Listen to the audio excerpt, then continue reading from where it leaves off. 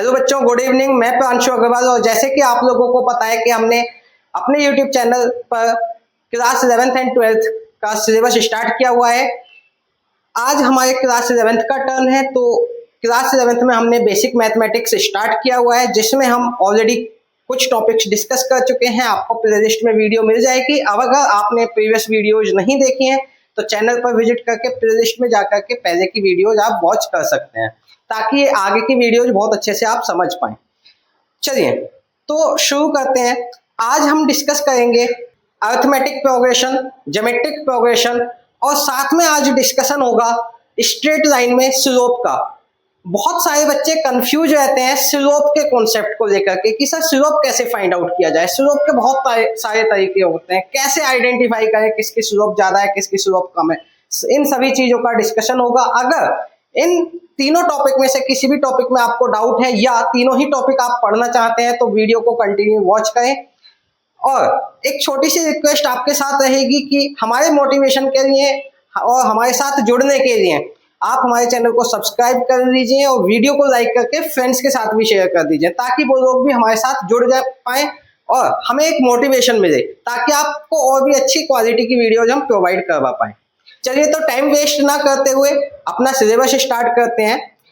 तो सबसे पहले हम देखेंगे आज अर्थमेटिक प्रोग्रेशन, जिसको शॉर्ट में हम एपी कहते हैं।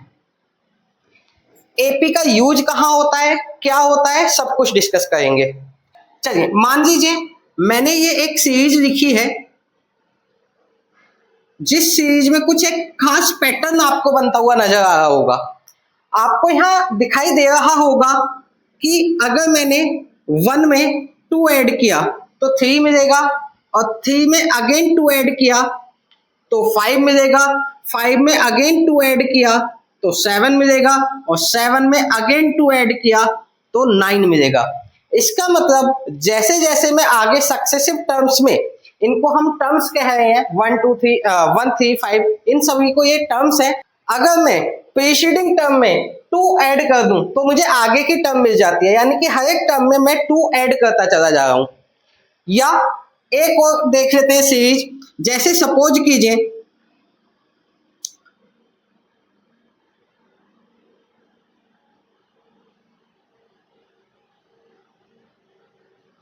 अगर मैं यहां पर देखूं तो अगर 10 में से 2 को माइनस करें तो 8 मिलेगा, 8 में से 2 को माइनस करें 6 मिलेगा, 6 में से 2 को माइनस करें 4 मिलेगा, अगेन 2 माइनस करेंगे 2 मिलेगा, अगेन 2 माइनस करेंगे 0 मिलेगा। तो यहाँ मैं हर एक टर्म में से 2 को माइनस कर रहा हूं तो मुझे आगे की टर्म मिल जा रही है। मतलब अगर मैं किसी भी टर्म में 2 ऐड करूं तो उसके आगे की टर्म मिल जाएगी, या दूसरी सीरीज में देखें तो 2 माइनस करें तो उसके आगे की सीरीज मिल जाएगी। इसी तरीके से अगर हम किसी भी टर्म में 2 3 या 4 मतलब एक कॉमन नंबर ऐड करते चले जाएं और आगे की सीरीज मिलती चली जाए, या कोई भी नंबर सब्सट्रैक्ट करते चले जाएं, माने हर एक में कुछ ना कुछ कॉमन डिफरेंस हो। जैसे यहाँ +2 का डिफरेंस है सभी में, यहाँ -2 का डिफरेंस है सभी में, तो ऐसी सीरीज को हम अर्थमेटिक प्रोग्रेशन कहते हैं। ठीक है, समझ आई बात। मतलब सक्सेसिवली एक नंबर का डिफरेंस आना चाहिए। ऐसी सीरीज को क्या कहा जाता है, अर्थमेटिक प्रोग्रेशन, जिसको शॉर्ट में एपी कहते हैं। ठीक है, तो अब अगर हमें यहाँ पर फायदा क्या होने वाला है, यहाँ पर फायदा क्या होने वाला है एपी पढ़ने का। तो अब अगर हमने पहचान लिया कोई सीरीज हमें मिल जाती है जो कि एपी हो, तो हम उसके सम को विदाउट, अगर मैं आपसे कहूं कि इन सभी नंबर्स को ऐड करिए तो इन सभी नंबर्स को ऐड करने में आपको काफी टाइम लग सकता है। अभी तो मैंने 5 नंबर्स दिए हैं, आगे मैं 10-20 नंबर और लिख दूं और कहूं सभी को ऐड करो तो बहुत टाइम लग जाएगा, है ना। उसी टाइम को कम करने के लिए कुछ स्पेशल टाइप की सीरीज को आइडेंटिफाई किया गया है, जिसमें से एक अर्थमेटिक प्रोग्रेशन सीरीज होती है। इसमें अगर हमें इनके सम फाइंड आउट करना है तो हमारे पास बेसिकली एक फॉर्मूला है, उसको अप्लाई करेंगे और सम आ जाएगा। तो आपको क्या करना है, बैठ करके इसमें मेहनत नहीं करनी है कि ऐड करते जाएं। आपको क्या करना है, सीधे फॉर्मूला अप्लाई करना है। तो वो सब फॉर्मूलाज क्या होते हैं आप देखेंगे आगे। चलिए, तो मुझे लगता है कि आप अर्थमेटिक प्रोग्रेशन सीरीज को आइडेंटिफाई करना सीख गए होंगे कि किस तरीके से आइडेंटिफाई कर सकते हैं। चलिए जैसे मान लेते हैं एक सीरीज है जिसमें पहला एलिमेंट A1, दूसरी टर्म A2, A3, ऐसी आगे को टर्म्स चलती जा रही हैं और कहाँ तक जा रही है nth टर्म तक। अब nth टर्म कितनी भी हो सकती है, 4th, 5th, 6th, 100th term, 1000, ये सब तो कोई भी टर्म हो सकती है। अब अगर मान लें कि A1 मीन्स पहली टर्म जो है जिसको हम फर्स्ट टर्म कहते हैं वो A है, तो सेकंड टर्म क्या होगी, सेकंड टर्म में समथिंग कुछ ऐड किया होगा तो A2 मिला होगा। क्या ऐड किया, मान लो D ऐड किया तो A प्लस D, दूसरी टर्म क्या बनेगी A प्लस D। अगेन इसमें कुछ सेम नंबर ऐड करेंगे तो थर्ड टर्म बन जाएगी, तो A प्लस 2D, माने थर्ड टर्म के लिए A प्लस 2D। तो आप देखो अगर मुझे थर्ड टर्म फाइंड आउट करनी है तो मुझे क्या करना होगा, ट्वाइस ऑफ D ऐड करना होगा। अगर मुझे nth टर्म फाइंड आउट करनी है तो A प्लस, देखो जैसे A3 फाइंड आउट करना था तो यहाँ 2 आया, A2 फाइंड आउट करना था तो यहाँ 1 आया है, वैसे अगर n फाइंड आउट करना होगा तो n माइनस 1 आएगा।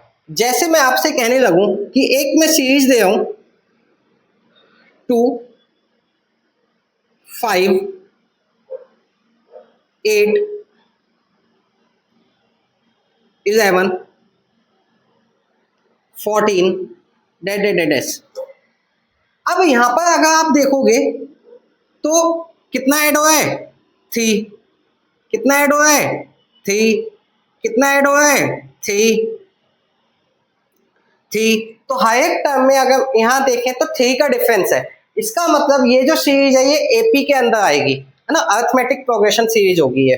अब मैं आपसे कहने लगूं फाइंड 100th टर्म, बताइए इसकी 100वीं टर्म क्या होगी, 100 वाली टर्म क्या होगी, तो कैसे फाइंड आउट किया जाएगा, तो सीधे ये वाला फॉर्मूला लगा दो।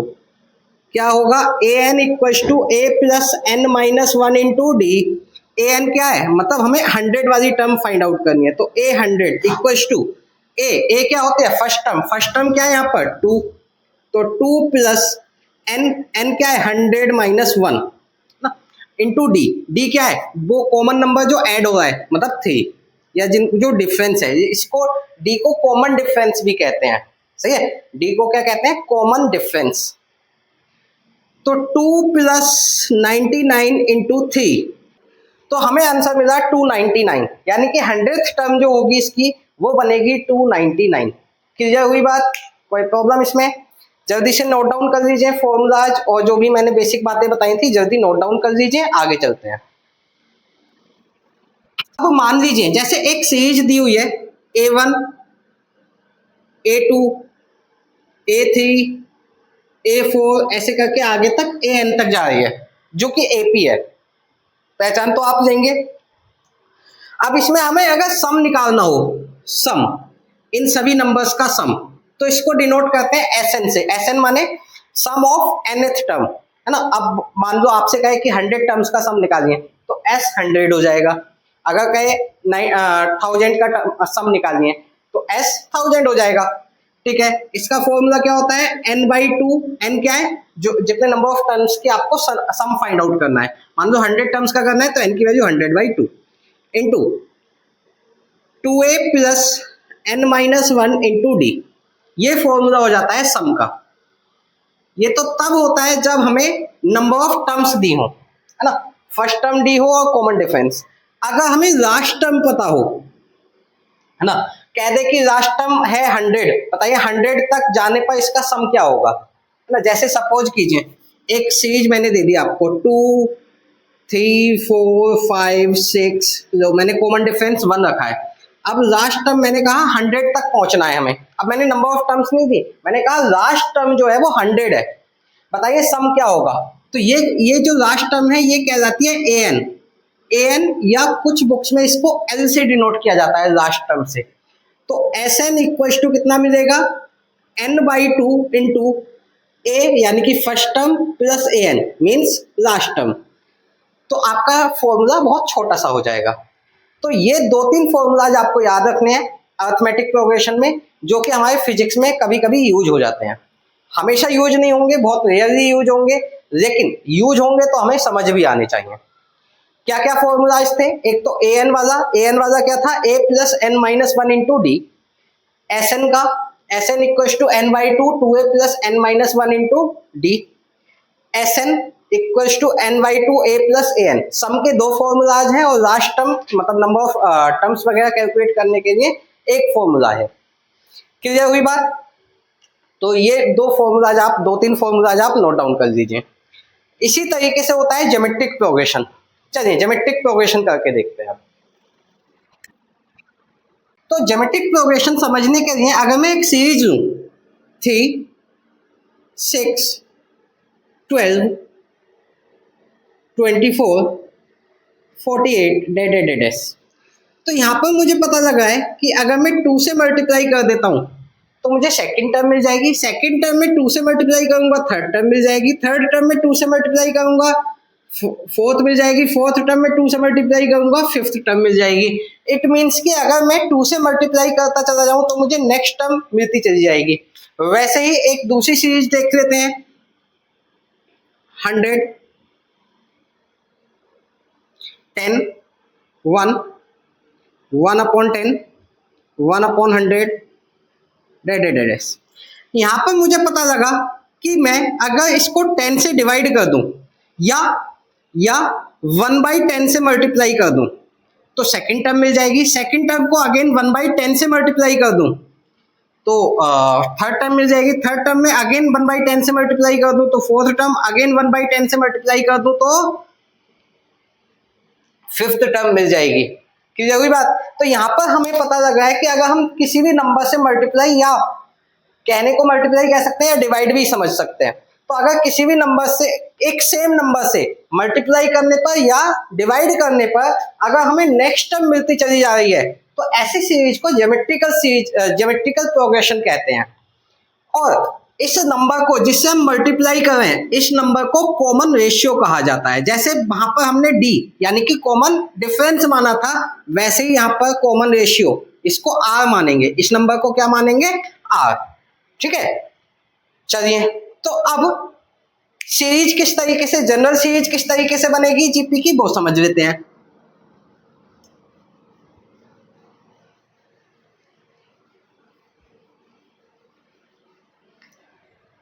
तो मान लीजिए फर्स्ट टर्म है ए, तो सेकंड टर्म में किसी नंबर से मल्टीप्लाई करना होगा और वो जिस नंबर से मल्टीप्लाई करते हैं उसको क्या कहते हैं? कॉमन रेशियो माने आर। तो अगर फर्स्ट टर्म ए है तो सेकंड टर्म क्या होगी? A R. थर्ड टर्म क्या होगी? अगेन एक आर से और मल्टीप्लाई हो जाएगी तो एक ए आर स्क्वायर हो जाएगा।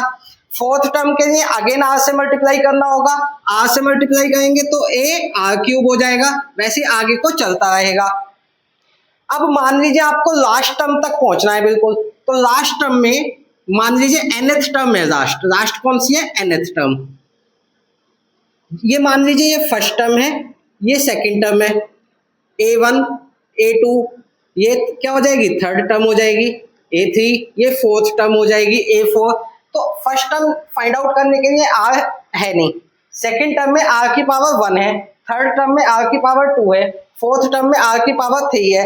तो एक कॉमन हमें सिस्टम देखने को मिल रहा है, पैटर्न देखने को मिल रहा है कि मुझे जो भी टर्म फाइंड आउट करनी होगी ए तो आएगा ही आएगा, लेकिन r की पावर एक कम आएगी। अगर मान लीजिए फोर्थ टर्म फाइंड आउट करनी है तो r की पावर 3 आएगी, थर्ड टर्म फाइंड आउट करनी है तो r की पावर 2 आएगी। तो अगर मुझे nth सीरीज, अब कॉमन तो कुछ भी पूछ सकता है, कहते 7th सीरीज बताइए तो a 7 हो जाएगा, n की वैल्यू 7 हो जाएगी। कहते 100th टर्म बताइए क्या होगी इसकी, तो 100 टाइम मल्टीप्लाई थोड़ी करते चले जाओगे। तो आपको क्या करना है, सीधे a r की पावर एक कम आनी है ना, तो nth टर्म फाइंड आउट करें तो r की पावर n-1 हो जाएगी। क्लियर हुई बात? तो लास्ट टर्म यानी कि an टर्म, nth टर्म जो होती है जीपी का फाइंड आउट करने का तरीका, वो क्या होता है? a की पावर n-1 फॉर्मूला बनता है। क्लियर हो गई बात? a क्या है? फर्स्ट टर्म, और n क्या है? नंबर ऑफ टर्म जो भी आपको फाइंड आउट करनी है, और r क्या है? Common ratio. ठीक है, जनरली फिजिक्स में सम का ज्यादा यूज होता है, तो चलिए सम की तरफ देख लेते हैं कि अगर मान लीजिए कोई जीपी में सीरीज दे रखी है तो उसका सम कैसे फाइंड आउट करेंगे। तो मान लीजिए अगर आपको nth सीरीज का सम करना है, SN, तो इसका फॉर्मूला होता है a इंटू 1 माइनस आर की power n upon 1 minus r. ये तब हो सकता है जब r यानी कि कॉमन रेशियो 1 से कम होगा। और s n equals to a into r की power n minus one upon r minus one, ये तब एप्लीकेबल हो सकता है जब आर की वैल्यू 1 से ज्यादा होगी। अगर आप कोई सा भी फॉर्मूला अप्लाई करेंगे तो आंसर आपका आ जाएगा, कोई प्रॉब्लम नहीं है, लेकिन लिखने का तरीका यही होता है कि अगर आर की वैल्यू 1 से कम है तो आप ये फॉर्मूला अप्लाई करें, आर की वैल्यू 1 से ज्यादा है तो ये फॉर्मूला अप्लाई करें, लेकिन आंसर दोनों ही केसेस में किसी भी फॉर्मूला अप्लाई करने पर सेम आएगा, कोई चेंज नहीं आएगा। ठीक है, ये सम का फॉर्मूला तब बनता है जब हमें नंबर ऑफ टर्म्स गिवन होती हैं। अब अगर कह दे कि एक जीपी है लेकिन वो इन्फिनाइट तक जा रही है, मतलब अब कोई लास्ट टर्म है ही नहीं, इन्फिनिटी तक जा रही है, तो बताइए सम का फॉर्मूला क्या होगा। तो ऐसी कंडीशन में सम का फॉर्मूला होता है इन्फिनिटी, इन्फिनिटी सीरीज के सम का फॉर्मूला होता है a upon r minus one. कब? जब आर 1 से बड़ा होगा। और अगर S n a upon 1 minus r होगा अगर आर की वैल्यू 1 से कम होगी। यहां पर ध्यान रखना है, यहां पर गलत हो जाएगा आंसर। अगर आर की वैल्यू 1 से कम है तो ये फॉर्मूला लगाएंगे, अगर आर की वैल्यू 1 से ज्यादा है तो यही फॉर्मूला एप्लीकेबल होगा। यहाँ पर कोई भी फॉर्मूला अपनी चॉइस से आप अप्लाई नहीं कर सकते। क्लियर हुई बात या नहीं? कोई प्रॉब्लम इसमें? ये फॉर्मूलाज हो गए आपके जीपी के। ठीक है, चलिए एक क्वेश्चन करके देख लेते हैं जीपी का। ये क्वेश्चन मैंने एक जीपी का लिया है। अगर इस क्वेश्चन की हम बात करें तो यहाँ पर सम पूछा गया है हमसे और नंबर ऑफ टर्म्स वगैरह नहीं दी है, बस डॉट डॉट डॉट डॉट लगा करके छोड़ दिया है। इसका मतलब ये जीपी इन्फिनिटी तक जा रही है, इन्फिनिटी वाला फॉर्मूला यहाँ अप्लाई करना है। लेकिन यहाँ पर ये जीपी बन भी रहा है या नहीं बन रहा है वो देखना है। तो अगर मैं 2q की मल्टीप्लाई किससे करूं कि q/3 बन जाए, तो अगर मैं 2q की मल्टीप्लाई किससे करूं तो 1/6 से अगर कर दूं तो देखते हैं q/3 बन जाएगा। मीन्स यहां से यहां तक आने के लिए मुझे 1/6 से मल्टीप्लाई करना होगा। चलिए ठीक है, अब यहां से यहां तक q/3 से q/9 बनाना है मुझे। q/3 की मल्टीप्लाई अगर मैं 1/6 से करता हूं तो क्या होगा, तो q/3 की मल्टीप्लाई 1/6 से अगर करें तो q/18 बनेगा, जबकि बनना क्या चाहिए था q/9। इट मीन्स कि अभी तो ये जीपी नहीं बन रहा है ना भाई। अगर हमने यहाँ पर 1/6 से मल्टीप्लाई किया था तो यहाँ भी 1/6 से ही मल्टीप्लाई होना चाहिए था, तो ये जीपी अभी तो नहीं बन रहा है।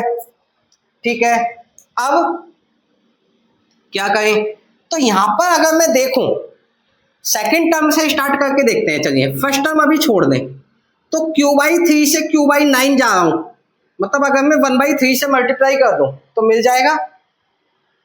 अगेन अगर मैं 1/3 से मल्टीप्लाई कर दूं तो थर्ड टर्म मिल जाएगी। इट मीन्स कि यहां से आगे को जीपी बन रही है, ये जीपी नहीं है। तो हम क्या कर सकते हैं, हम इस टर्म को ऐसे ही रहने दें और इससे आगे को जीपी का फॉर्मूला लगा दें। तो जीपी का फॉर्मूला क्या होगा, अब ये जो टर्म है ये बन जाएगी फर्स्ट टर्म जिसको ए कहते हैं, है ना। तो जीपी में फॉर्मूला क्या है सम का, इन्फिनाइट जीपी का, ए अपॉन, अच्छा यहाँ पर कॉमन रेशियो की वैल्यू क्या है जिससे मल्टीप्लाई हो रही है, यानी कि 1/3, 1/3 1 से छोटा है तो क्या फॉर्मूला लगेगा, ए अपॉन 1 माइनस आर, अभी बताया था। तो एसएन, अब मैं इससे आगे का सम फाइंड आउट करने की कोशिश कर रहा हूं, तो ए की वैल्यू क्या है q/3, ठीक है, और 1 माइनस आर की वैल्यू क्या है 1/3। बाकी इसको हम मैथमेटिकली ऐड कर देंगे बाद में। तो 2q plus q/3 whole divided by LCM ले लेंगे 3 माइनस 1 2/3, 3 से 3 cancel, 2q plus q/2 LCM ले लें, क्या बनेगा 5q/2 आंसर। तो इस तरीके से आप इन्फिनाइट जीपी का सम भी फाइंड आउट कर सकते हैं, कोई प्रॉब्लम इसमें नहीं है। तो जीपी भी हमने यहां पर डिस्कस कर लिया है। अब हमारा नेक्स्ट टॉपिक आज की वीडियो का है slope, slope in straight line, जो कि बहुत बहुत कंफ्यूजिंग होता है। ठीक है, चलिए स्टार्ट करते हैं स्लोप के बारे में पढ़ना। चलिए आप समझते हैं स्लोप क्या होता है। स्लोप समझने के लिए मैं एक स्ट्रेट लाइन ग्राफ ड्रॉ कर देता हूँ। ये एक्स एक्सिस है, ये वाई एक्सिस है, और ये मैंने एक ग्राफ ड्रॉ किया। ठीक है, अब सबसे पहले तो आपको समझना होगा एंगल के बारे में। स्लोप अगर समझना है तो आपको एंगल के बारे में समझना होगा। एंगल को अभी तक जो आप मेजर करते थे उसका तरीका क्या होता है वो समझ लीजिए। एंगल को मेजर करना शुरू करना है एक्स एक्सिस से। कहाँ से मेजर करना शुरू करेंगे? एक्स एक्सिस से। मेजर करने की डायरेक्शन क्या होगी? Anti clockwise. मेजर करने की डायरेक्शन क्या होगी? Anti clockwise. आपने ट्रिग्नोमेट्री में भी पढ़ा होगा, मैंने बताया था। अगर मेरी वीडियो आपने ट्रिग्नोमेट्री वाली देखी है तो मैंने उसमें बताया था कि एंगल को मेजर करने का सही तरीका क्या है कि एंटी क्लॉकवाइज डायरेक्शन में मेजर किया जाए। कहाँ से मेजर करना शुरू करना है? एक्स एक्सिस से। किधर? एंटी क्लॉकवाइज डायरेक्शन में। ठीक है, तो मान लीजिए इस ग्राफ ने एक्स एक्सिस के साथ कितना एंगल बनाया है? Theta angle. अब इसे थीटा का अगर मैं 10 निकाल दूं, 10 फाइंड आउट कर दूं ट्रिग्नोमेट्रिक फंक्शन, तो यही क्या मिल जाएगा मुझे? Slope of this line, slope of line या ग्राफ। ठीक है कि सर ये तो मैथमेटिकल बात हो गई है ना, लेकिन अगर थोड़ा मतलब फील लेना हो, है ना, समझना हो, अपनी आंखों से देख कर ही बता दो कि किसकी स्लोप ज्यादा है किसकी स्लोप कम है, तो कैसे बताएंगे? चलिए उसके लिए मैं कंपैरेटिवली दो ग्राफ बना देता हूं, ये ए ये बी। देखो स्लोप का अगर मैं हिंदी मीनिंग समझाऊं आपको तो स्लोप का हिंदी मीनिंग होता है ढलान या इंक्लिनेशन। इंक्लिनेशन। आपको कुछ नहीं करना, आपको एज्यूम करना है कि एक ऑब्जेक्ट यहां रखा है, एक ऑब्जेक्ट यहां रखा है, पकड़ा नहीं है, खाली रखा है, दोनों में से कौन जल्दी गिरेगा? तो ऑब्वियस सी बात है जिसका इंक्लिनेशन, जिसका ढलान ज्यादा होगा, तो बी वाले का जो ऑब्जेक्ट है वो जल्दी गिरेगा क्योंकि यहां पर ढलान यानी कि इंक्लिनेशन ज्यादा है। समझ आई बात? जबकि इसका इंक्लिनेशन कम है, तो सीधी सी बात है कि स्लोप ऑफ बी, स्लोप को डिनोट किया जाता है स्मॉल एम से, तो मैं कह सकता हूं कि यहां पर स्लोप ऑफ बी ज्यादा होगा स्लोप ऑफ ए से। ठीक है, अब बहुत सारी जगह आपने पढ़ा होगा कि यही जो एंगल होता है यही स्लोप हो जाता है ना, तो इस बात को भी थोड़ा सा समझते हैं। चलिए अब मैंने कि आपने सही पढ़ा है या गलत पढ़ा है, मैं दो ग्राफ यहां पर भी ड्रॉ करने वाला हूं। सपोज कीजिए ये मैंने x axis y axis draw कर ली, और एक ये ग्राफ है और एक ग्राफ ये है, ये ए ये बी। अब इसका एंगल मान लेते हैं θ1 और इसका एंगल मान लेते हैं θ2, या ऐसे मान लो कि इसका एंगल θa है और इसका एंगल θb है। ठीक है, कंफ्यूजन भी खत्म। तो अब आप मुझे बताओ, अगर आपने पढ़ रखा है कि ये एंगल ही स्लोप हो जाता है तो आपके उस पढ़े हुए के अकॉर्डिंग बी की स्लोप ज्यादा होनी चाहिए थी, लेकिन जो मैंने अभी बताया है उसके अकॉर्डिंग आप यहां पर कुछ रख के देखो और यहां पर कुछ रख के देखो, तो आपको पता लगेगा कि ए वाले का इंक्लिनेशन ज्यादा है ना, ए वाले का जो ऑब्जेक्ट है वो जल्दी नीचे गिर जाएगा ढलान की वजह से, इंक्लिनेशन की वजह से। तो मेरे अकॉर्डिंग तो स्लोप एक ही ज्यादा होनी चाहिए, लेकिन जो ये बता रहा है आपको कि ये एंगल ही स्लोप होता है, उसके अकॉर्डिंग बी वाले की स्लोप ज्यादा होनी चाहिए, तो कौन सही है? चलिए तो यहां मैं आपको सही आंसर बता दूं, यहां पर ए वाले की ही स्लोप ज्यादा होगी। मैंने क्या बताया कि आप देखते ही बता दोगे किसकी स्लोप ज्यादा है, आपको क्या देखना है? खाली इंक्लिनेशन, ढलान किसका ज्यादा है, जिसका ज्यादा उसकी स्लोप ज्यादा। तो क्या सर हमने गलत पढ़ा है कि ये जो एंगल होता है यही स्लोप होता है? तो आपने थोड़ा थोड़ा गलत पढ़ा है फिर, अगर ऐसा पढ़ा है तो। सही क्या है? ये एंगल स्लोप नहीं होता, इसका 10 फाइंड आउट कर दें अगर, वो स्लोप होता है। तो क्या सर ये एंगल बड़ा है तो इसका 10 बड़ा नहीं होगा? नहीं, जब एंगल 90 डिग्री से ज्यादा हो जाए तो 10 नेगेटिव में चला जाता है और नेगेटिव की बड़ी वैल्यू छोटी बन जाती है। समझ आई बात कुछ? जैसे सपोज कीजिए ये एंगल 120 है और ये एंगल 135 है, दोनों की वैल्यू फाइंड करके देखो 10 में। तो 10 120 की वैल्यू कैसे फाइंड आउट करेंगे, तो लिख सकते हैं 10 90 प्लस 30, ये हो जाएगा 10 का कोट कोट 30, वो भी नेगेटिव साइन के साथ, कोट 30 की वैल्यू √3। चलिए 10 35 की, यानी कि इसके अकॉर्डिंग स्लोप देख लेते हैं। 10 135, 10 135 को क्या लिख सकते हैं, 10 90 प्लस 45, 10 90 प्लस 45 की वैल्यू अगर हम देखें तो कितना मिलेगी, माइनस कोट 45, कोट 45 की वैल्यू 1/√2 माने 1/-1/√2। तो इसकी जो वैल्यू होगी वो होगी माइनस 0.707, 1/√2 की वैल्यू होती है 0.707, तो ये आ जाएगी माइनस 0.707, जबकि √3 की वैल्यू होती है माइनस 1.73। यहाँ पर माइनस ये डिनोट कर रहा है कि जो एक्स एक्सिस के साथ एंगल बन रहा है वो ऑब्ट्यूज एंगल है, माने 90 डिग्री से ज्यादा का एंगल है। तो अगर हम माइनस साइन को हटा दें तो ए वाले की जो स्लोप आएगी वो आएगी 1.73, जबकि बी वाले की स्लोप आएगी 0.707। तो बी वाले की स्लोप ओवरऑल क्या हो गई, कम हुई या नहीं हुई, अगर हम माइनस साइन को कंसीडर ना करें, क्योंकि मैं आपको पहले से ही बता चुका हूं कि जो माइनस साइन होता है वो खाली ये शो कर रहा है कि जो एंगल है वो ऑब्ट्यूज एंगल है। क्लियर बात हुई। तो आपको अगर देखते ही किसी की स्लोप बतानी है तो आप इंक्लिनेशन देख लो, आप स्लोप बता दोगे, मतलब कंपेयर कर दोगे कि किसकी स्लोप ज्यादा किसकी स्लोप कम। अगर आपको एग्जैक्ट न्यूमेरिक स्लोप चाहिए तो आपको कुछ चीजें पता होनी चाहिए, या तो आपको ये वाला एंगल पता होना चाहिए, एक्स एक्सिस के साथ एंटी क्लॉकवाइज डायरेक्शन में कितना एंगल बन रहा है। मैं ये बार बार एंटी क्लॉकवाइज डायरेक्शन क्यों कह रहा हूँ, क्योंकि मान लो अगर आपको इसकी स्लोप देखनी है तो एक्स एक्सिस के साथ ये भी तो एंगल बन रहा है ना, ये एंगल भी तो बन रहा है, तो ये एंगल जो है ना ये क्लॉकवाइज डायरेक्शन में मेजर किया गया है। देखो ऐसे क्लॉकवाइज डायरेक्शन में जाए तो आपको एंगल क्लॉकवाइज डायरेक्शन वाला लेना ही नहीं है, आपको कौन सा एंगल लेना है, एंटी क्लॉकवाइज वाला।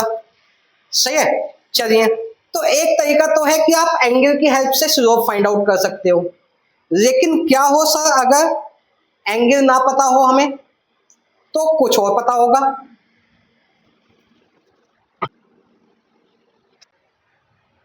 अगर आपको एंगल नहीं पता है तो आपको उस ग्राफ पर एटलीस्ट 2 पॉइंट्स पता होने चाहिए स्लोप पता करने के लिए। मान लीजिए मेरे पास 2 पॉइंट्स हैं ग्राफ के ऊपर, P और Q। P के कोऑर्डिनेट्स हैं x1 y1 और Q के कोऑर्डिनेट्स हैं x2 y2। तो मुझे स्लोप कैसे फाइंड आउट करना होगा, तो मैं यहाँ से स्लोप फाइंड आउट कर सकता हूँ, स्लोप को m लिख रहा हूँ। फॉर्मूला होता है अगर 2 पॉइंट्स हमें पता है तो किसी को भी x1 y1 और किसी को भी x2 y2 मान देना। क्या फॉर्मूला होगा, y2 minus y1 upon x2 minus x1। यहाँ पर ये फॉर्मूला अप्लाई करेंगे आपको स्लोप मिल जाएगी। सर अगर एंगल और पॉइंट्स दोनों ही ना पता हो तो क्या करेंगे, तो भी देख लेते हैं।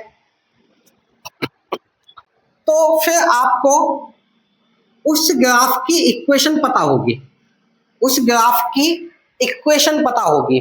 जैसे मान लीजिए यहाँ पर ये ग्राफ मैंने ड्रॉ किया है, स्ट्रेट लाइन ग्राफ है, तो स्ट्रेट लाइन की जो कॉमन इक्वेशन होती है वो होती है ax plus b y plus c equal to 0। ये जनरल इक्वेशन होती है। अगर मुझे इस इक्वेशन की हेल्प से स्लोप फाइंड आउट करनी है तो मैं क्या कर सकता हूँ, तो यहाँ से मैं y को रहने दूं LHS में, बाकी चीजें RHS में ट्रांसफर कर दूं, तो क्या बनेगा minus ax minus c, b को अपॉन में पहुंचा दूं तो minus a upon b x minus c upon b. Straight line की एक और जनरल इक्वेशन होती है y equal to m x plus c. तो यहां से अगर मैं कंपेयर करूं तो जो स्लोप होगी ना, जो स्लोप होगी m, वो किसके इक्वल होगी, minus of a upon b के। तो कभी भी अगर आपको स्ट्रेट लाइन की इक्वेशन दी गई है इस फॉर्म में तो आप क्या करो, माइनस ए अपॉन बी यानी कि एक्स वाले का कोफिशिएंट अपॉन वाई वाले का कोफिशिएंट कर दो तो आपको स्लोप मिल जाएगी। या इस इक्वेशन को इस फॉर्म में ले आओ तो जो एक्स का कोफिशिएंट बनेगा वही आपकी स्लोप होगी। क्लियर हुई बात। तो हम इक्वेशन से फाइंड आउट कर सकते हैं स्लोप।